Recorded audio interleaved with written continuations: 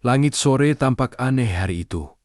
Awan menggantung rendah, seolah ingin menyentuh atap rumah di desa kecil tempat Danu tinggal. Anak itu duduk di tepi sawah, menggambar bentuk-bentuk awan yang berubah setiap menit. Ia menyukai langit, karena langit tidak pernah bosan berubah.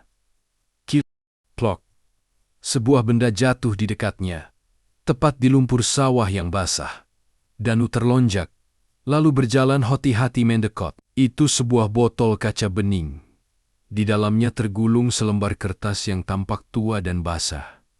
Ia menarik kertas itu perlahan. Ada gambar awan berbentuk hati di sudutnya, dan di tengahnya tergambar peta aneh tanpa daratan.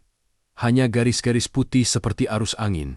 Danu menatapnya lama. Ia belum tahu bahwa hari itu adalah awal dari petualangan yang akan mengubah segalanya. Keesokan paginya, Danu berlari ke sawah. Saat matahari baru naik, ia menatap bayangannya yang memanjang di tanah, lalu mengikuti arah yang ditunjukkan.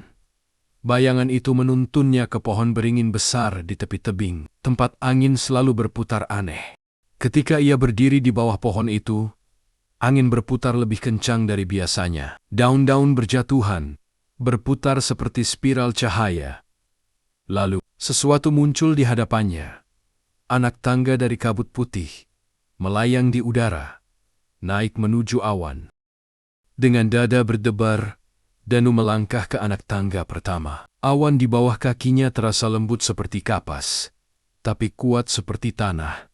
Langit makin dekat. Ia menatap ke bawah. Desa kecilnya sudah tampak sejauh miniatur. Dan di puncak tangga, sebuah gerbang cahaya terbuka lebar. Danu menembus cahaya dan tiba di tempat yang luar biasa.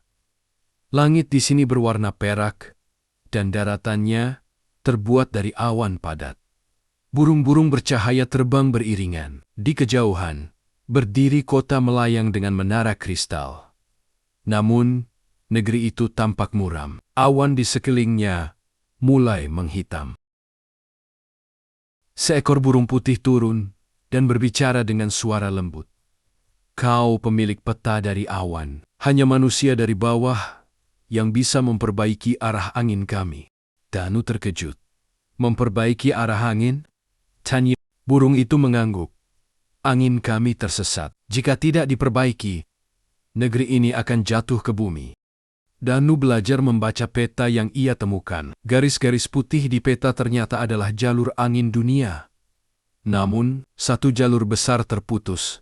Tepat di tengah, di tempat yang disebut Menara Sunyi, bersama burung putih bernama Aru.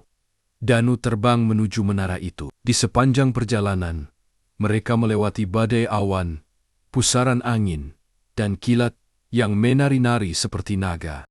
Saat mereka sampai di menara, Danu menemukan kincir raksasa yang berhenti berputar. Porosnya berkarat, dan angin tak lagi mengalir. Danu pun naik, lalu mengeluarkan serpihan logam kecil berbentuk hati yang ia temukan di dalam botol kemarin. Ia memasukkannya ke celah kincir.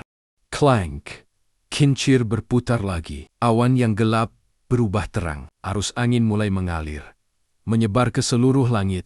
Ketika semua kembali normal, Aru berkata, "Sekarang negeri ini aman, tapi dunia bawah masih butuh penjaga langit." Danu tersenyum. "Aku bukan penjaga, aku hanya anak yang suka melihat awan." Aru menundukkan kepala. "Itulah sebabnya langit memilihmu." Seketika, angin membentuk pusaran di bawah kaki Danu. Ia perlahan turun, melewati lapisan awan, menembus cahaya pagi, dan kembali ke sawah tempat ia memulai perjalanan. Botol kaca yang dulu jatuh kini kosong, tapi di langit atas sana, Danu melihat satu bentuk awan menyerupai peta kecil yang tersenyum. Ia tahu, itu bukan mimpi. Sejak hari itu, Danu tak lagi hanya menggambar awan. Ia menggambar arahnya karena kedang. Peta sejati bukan di tangan, tapi di hati.